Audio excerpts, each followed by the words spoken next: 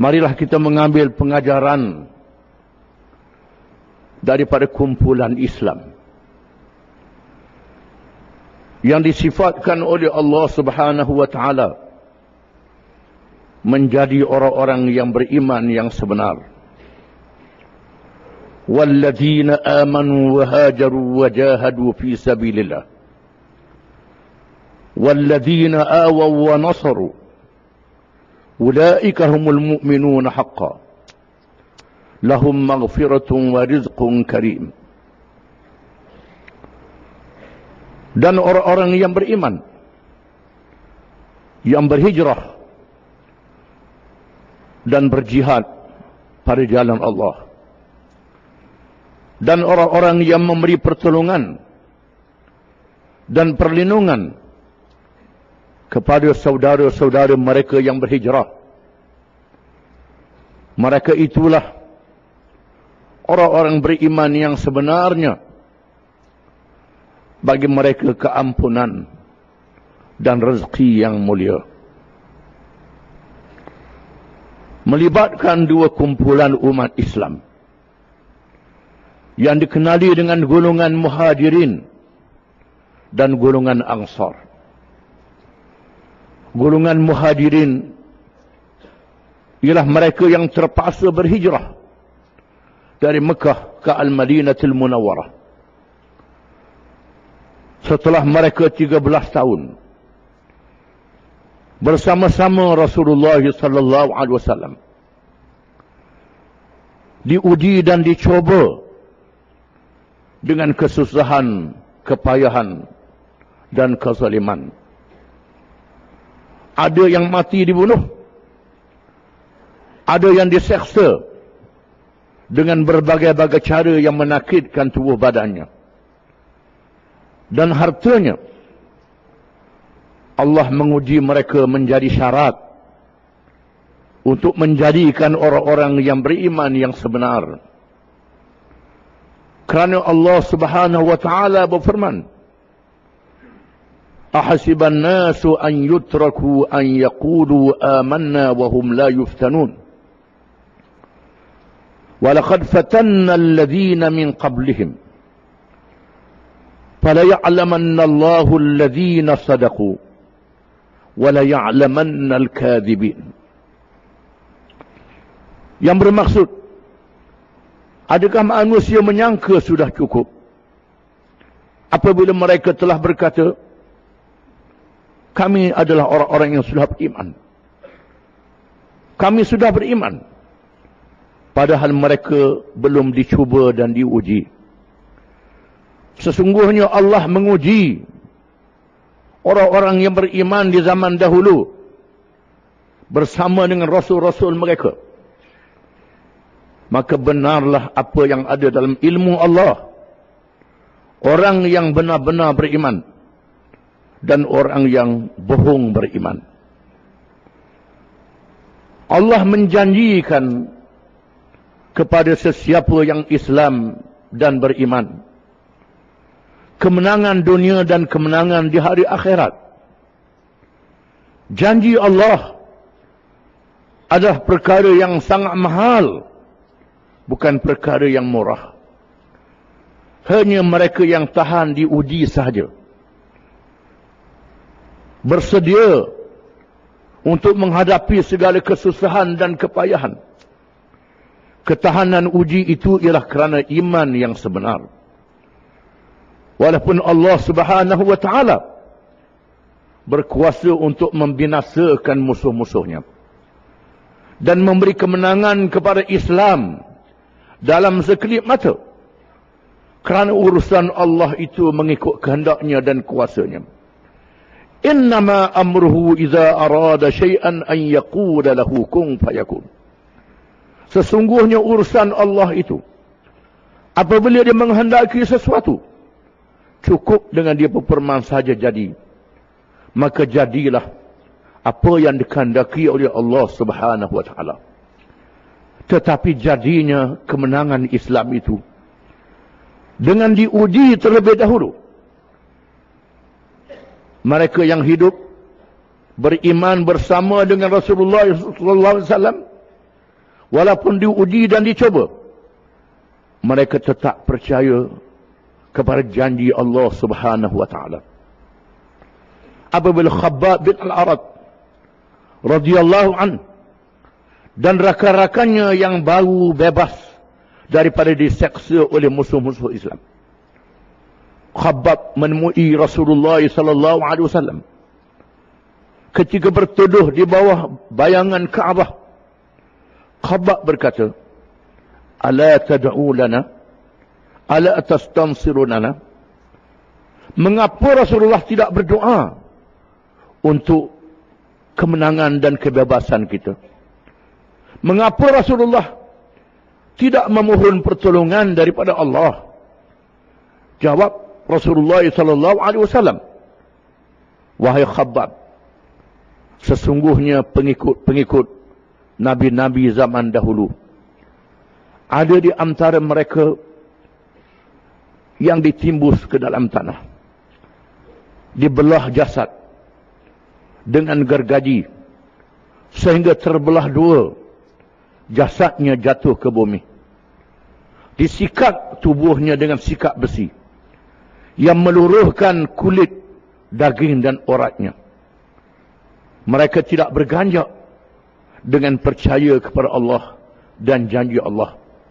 Seterusnya bersabda, Wallahi la yutimmanna Allahu hadzal amra hatta yasira ar-rakibu min San'a ila Hadramaut la yakhafu illa Allah wadh-dhi'ba 'ala ghanamihi walakinnakum tasta'jilun."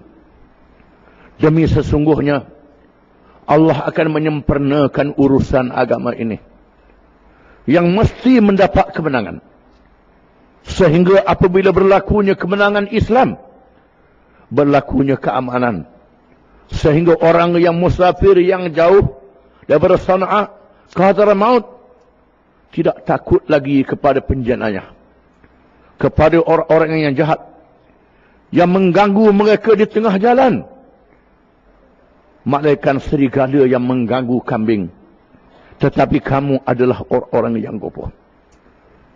Maka golongan sahabat yang awal-awal masuk Islam di Mekah percaya dengan janji Rasulullah SAW yang menerimanya daripada Allah Subhanahu wa taala.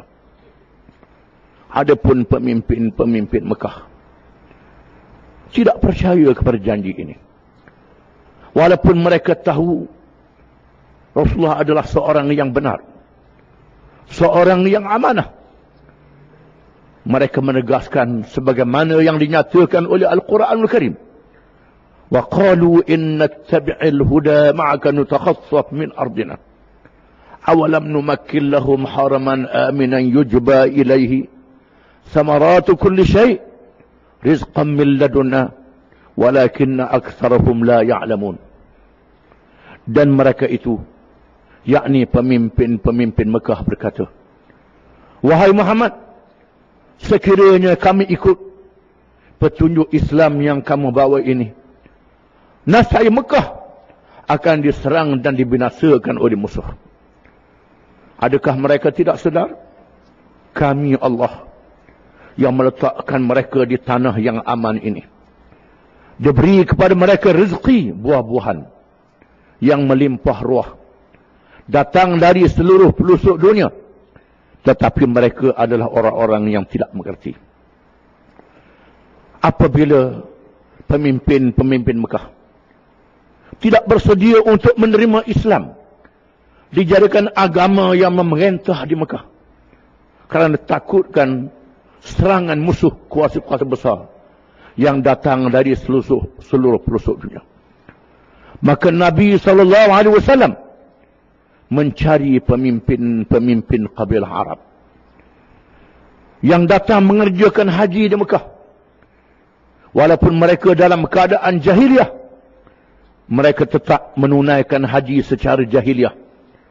Sejak Mekah dibuka oleh Nabi Ibrahim alaihissalam, maka Nabi SAW mengambil kesempatan bertemu dengan pemimpin-pemimpin kabilah yang besar pengikutnya, menawarkan kepada mereka Islam, minta mereka menyokong setelah menjadi orang Islam untuk mendirikan pemerintahan Islam di negeri mereka. Ada pemimpin-pemimpin yang meminta janji. Apakah pangkat yang diberi? Apakah harta yang hendak diberi setelah Islam mencapai kemenangan? Apabila Nabi SAW menjawab, akan diberi kepada kamu haitsu yasha Allah, haitsu yasha Allah, mengikut apa yang dikehendaki oleh Allah. Mereka tidak menerima dengan janji insya-Allah. Bertemu dengan pemimpin yang lain yang mengaku Islam adalah benar, tetapi mereka takut kerana yang benar ini ramai musuhnya, terutamanya kuasa-kuasa besar dunia. Sehinggalah Nabi SAW bertemu dengan kabilah Aus yang datang dari Madinah. Golongan penduduk Madinah yang bertemu dengan orang-orang Yahudi yang berkumpul di Madinah, yang membaca kisah kelahiran Nabi akhir zaman yang akan berhijrah di bumi yang berkat. Mereka dapati buminya ialah bumi Madinah. Mereka berhimpun di situ menunggu kelahiran Nabi akhir zaman.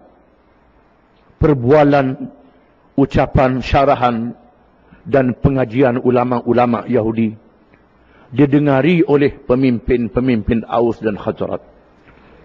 Apabila Nabi SAW datang menemui mereka di khemah mereka di musim haji, menawarkan kepada mereka Islam, sekiranya mereka menolong Islam, menegakkan Islam, Allah menjanjikan kemenangan dunia dan akhirat.